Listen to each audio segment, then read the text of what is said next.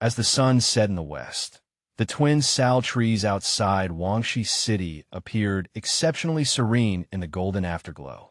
The news of the Buddha's imminent parinirvana struck the hearts of every disciple like the heavy beat of a wooden drum. Ananda, as the Buddha's closest attendant, was filled with reluctance and doubt in his heart. He understood that the Buddha's passing was not merely the demise of a great teacher, but also symbolized the end of an era. However, a question that had troubled him for many years lingered persistently in his mind, refusing to dissipate. After the Buddha's parinirvana, does rebirth in the cycle of samsara continue? This seemingly simple question embodies the ultimate inquiry into the nature of birth and death, remaining an inscrutable mystery in the hearts of countless practitioners. Ananda deeply understood that the Buddha's wisdom was like an ocean, having long comprehended the truths of the universe and life. Yet he still yearned, in the Buddha's final moments, for a clear answer, one that could completely dispel confusion and guide the path ahead. He slowly walked to the Buddha's side, knelt on the ground, tears in his eyes, and softly asked, "O Blessed One, I have followed you for 25 years and have listened to countless teachings, but there has always been a question in my heart that I dare not easily speak. Now, as the Blessed One is about to attain parinirvana, a disciple boldly inquires, after your nirvana, will you, like other sentient beings, be reborn into the cycle of samsara once again?" The moment this question is posed, the surrounding bhikkhus hold their breath, and the air seems to freeze halfway. They knew that this question was not only Ananda's doubt, but also a shared inquiry among them. Although the Buddha frequently spoke about the state of nirvana, he seemingly never provided a clear answer to the question of whether rebirth continues after attaining nirvana. The Buddha gazed compassionately at his devoted disciples, his eyes filled with wisdom and compassion. He spoke slowly, "Ananda, your question is very good. Many people have studied Buddhism for years, but have never truly understood the real meaning of nirvana." Ananda listened respectfully, knowing that this might be the Buddha's final important teaching. However, these explanations merely remain at the superficial level of understanding and do not penetrate the essence of the truth. This reminded Ananda of the early stories of the Buddha. Prince Siddhartha renounced wealth and royal splendor to become a monk precisely because of his perplexity about the cycle of birth and death and his quest for the meaning of life. He deeply understood that the Buddha's path to enlightenment was filled with hardships and challenges, as well as wisdom and compassion. The Buddha continued, "At that time, I practiced severe austerities for 6 years, trying various methods of cultivation, but I was never able to find the true path to liberation. I have attempted fasting, ascetic practices, and even pushed myself to the brink of death, but ultimately realized that these extreme measures do not bring true wisdom and liberation. They only torment the body without reaching the depths of the mind." Ananda listened attentively, knowing that the Buddha would not mention past events without reason. These experiences must be closely related to his questions. Every teaching of the Buddha contains profound guidance and points towards the path of liberation. Ananda suddenly recalled an incident that took place at the Bamboo Grove Monastery. A Brahmin once asked the Buddha, "Master, what exactly is nirvana? Does it exist or not?" At that time, the Buddha did not answer directly, but instead asked in return, "Have you ever seen what happens when a flame is extinguished?" The Brahmin replied that he had. The Buddha then asked, "Where does the flame go?" Every method is tailored to the capacity of the individual, with the purpose of helping sentient beings break attachments, let go of delusions, and ultimately realize the true nature of life. Ananda recalled that once, when the Venerable Ananda had just attained supernatural powers, he wished to use these abilities to search for the realm of nirvana, hoping to find a place of stability and ultimate refuge in nirvana.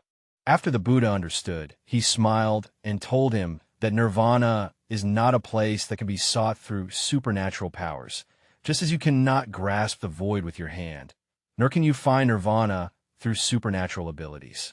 Nirvana is a transcendence, an awakening, a profound understanding of the nature of life. These teachings continually arose in Ananda's mind. He realized that by asking the Buddha whether there is rebirth after nirvana, he might have been operating under a mistaken premise, attached to his self and deluded about existence. Yet he still hoped to receive a definitive answer at the Buddha's final moment, an answer that could dispel all confusion and illuminate the path ahead.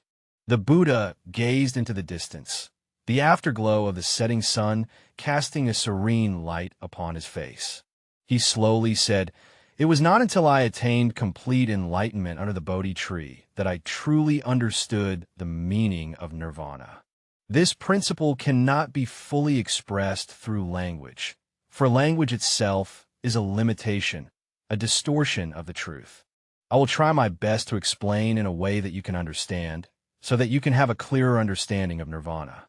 Ananda and the other bhikkhus listened attentively. They knew that what the Buddha was about to say might be the most important beginning concerning nirvana, the most profound explanation of the nature of life.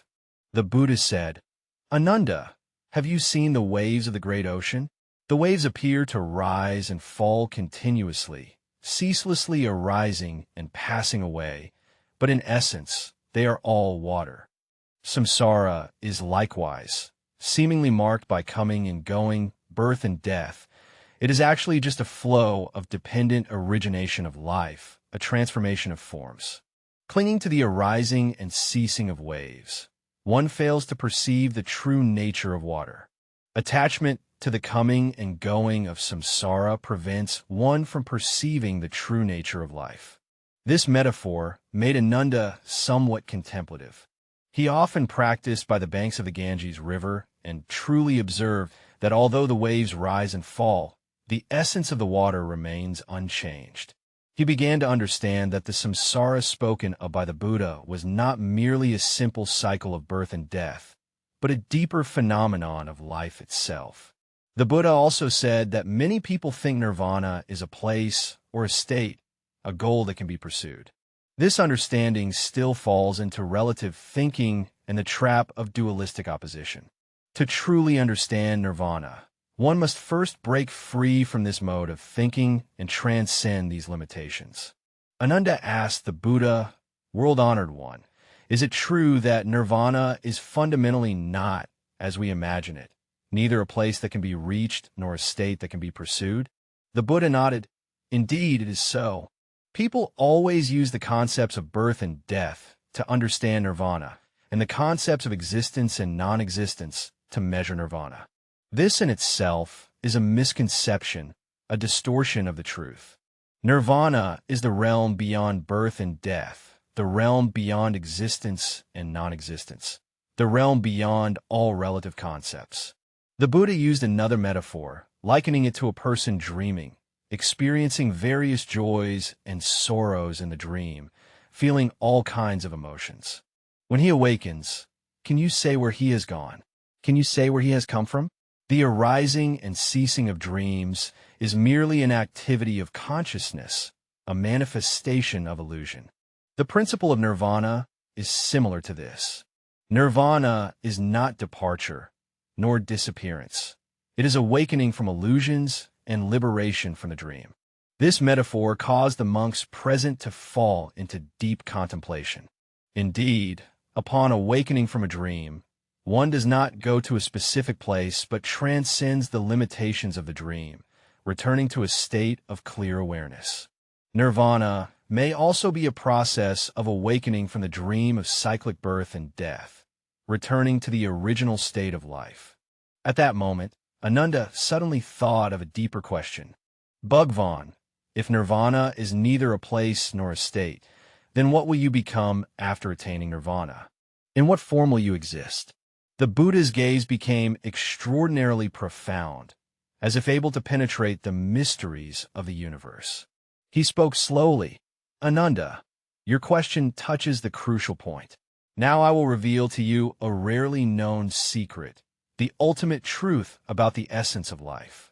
The surrounding monks held their breath, sensing that the Buddha was about to reveal an astonishing truth, one profound enough to overturn their understanding of life.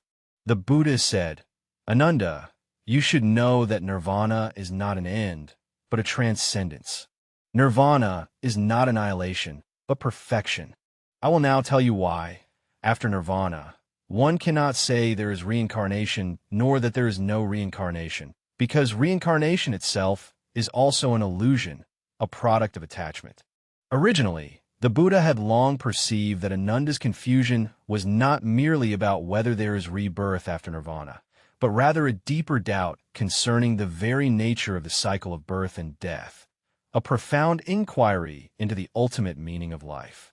The answer to this question is sufficient to overturn people's understanding of life and transform their perception of the world.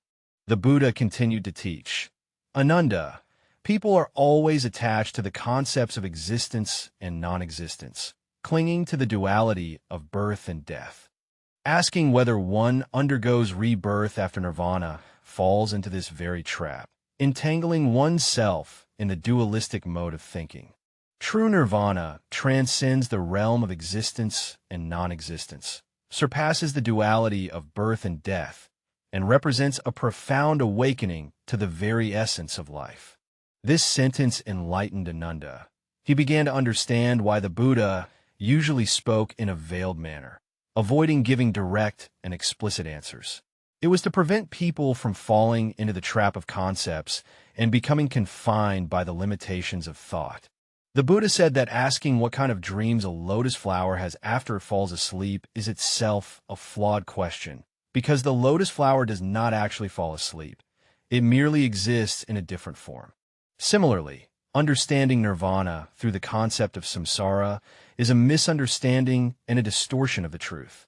Ananda suddenly realized that the reason we fail to comprehend nirvana is because we always think in terms of the cycle of birth and death, using dualistic thinking to measure it.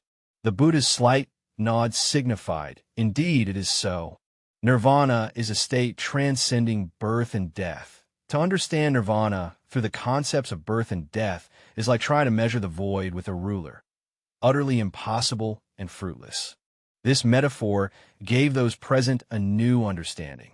Indeed, many people who have studied Buddhism for years remain trapped within the confines of conceptual frameworks, unable to truly comprehend the state of nirvana or genuinely realize the truth of life. The Buddha continued, "Ananda, I ask you, when ice melts into water, where does the ice go? When water evaporates into vapor, where does the water go? Can you say that the ice has vanished? Can you say that the water no longer exists? They have merely changed form, returning to a more fundamental state. The principle of nirvana is the same. It does not mean going somewhere or disappearing, but rather transcending the constraints of form and returning to the most fundamental state of life." This analogy brought sudden enlightenment to Ananda. Ice, water, and vapor may appear as different forms, but they are actually manifestations of the same substance, representing different states of energy. Nirvana is likewise not extinction, but transcending the limitations of form, returning to the most fundamental state of life. The Buddha also said that many people think of nirvana as a form of annihilation or complete nothingness. If understood this way, it is too one-sided and superficial. Nirvana is not annihilation, but fulfillment, not an end, but transcendence, not departure, but returning to the origin of life, returning to the essence of the universe. Ananda asked, "Venerable Shakyamuni, after your nirvana, will we be able to see you again? Will we still be able to feel your presence?" The Buddha smiled and said, "Ananda, when you truly understand the meaning of nirvana, when you genuinely realize the truth of life, you will find that I have never left. I have always been by your side. I exist in every corner of the universe, within the depths of your own hearts." This sentence moved Ananda to tears. He finally understood why the Buddha said the Dharma body is eternal, why the Buddha said that seeing the Dharma is seeing the Buddha.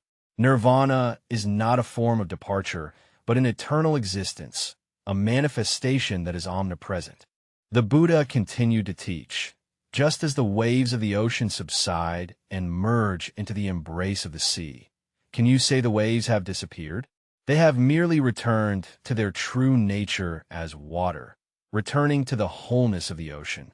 Nirvana is also the return to the original state of life, the return to the wholeness of the cosmos, the return to the eternal without beginning or end. This profound truth caused everyone present to fall into deep contemplation. Nirvana is not about going to some place, nor about ceasing to exist. Rather, it is a return to the original nature of life, a return to the wholeness of the universe, a return to eternal existence. The Buddha said, "Ananda, you must remember not to understand absolute truth through relative concepts, nor to measure the infinite realm with finite mind. Nirvana is a state that transcends all relative concepts, including birth and death, coming and going, existence and non-existence. Only by letting go of attachment and transcending delusions can one truly realize the true essence of nirvana." Ananda respectfully asked, "How should we understand nirvana? How can we realize nirvana?" The Buddha answered that it is not through mere understanding, but through direct realization. Just as you cannot describe sweetness with words, but can personally taste it, you cannot imagine light with the mind, but can see it with your own eyes. Nirvana is likewise not something that can be comprehended through intellectual thinking. It must be personally experienced and realized through cultivation and practice. The Buddha ultimately said that nirvana is the cessation of all afflictions, the complete relinquishment of all attachments, and the transcendence of all relative phenomena. When you truly understand this, you will no longer ask where one goes after nirvana, because you have transcended birth and death, transcended samsara, transcended all limitations. This discourse enabled Ananda to fully understand that his persistent attachment to the notion of a destination and his fixation on the delusion of existence had, in fact, obstructed his true comprehension of nirvana. He finally let go of the doubts in his heart, relinquished his attachment to me, and experienced an unprecedented sense of calm and tranquility. The Buddha's discourse not only answered Ananda's questions, but also provided everyone present with a new understanding of nirvana. They understood that nirvana is not an end, but a transcendence, not disappearance, but fulfillment, not departure, but eternal existence. Nirvana is not a goal to be pursued, but a profound awakening to the true nature of life and a thorough realization of the ultimate truth of the universe. Nirvana is neither the other shore nor this shore. It is the awakening that transcends both shores. It cannot be said to exist, nor can it be said not to exist. Only the wise can realize it directly. This is the Buddha's most ultimate beginning to the cycle of birth and death, and the most profound revelation of the meaning of life. It is like a bright lamp, illuminating the path of liberation for sentient beings and guiding people towards the shore of enlightenment. The teachings of the Buddha will continue to be passed down through the long course of history, benefiting countless beings endlessly.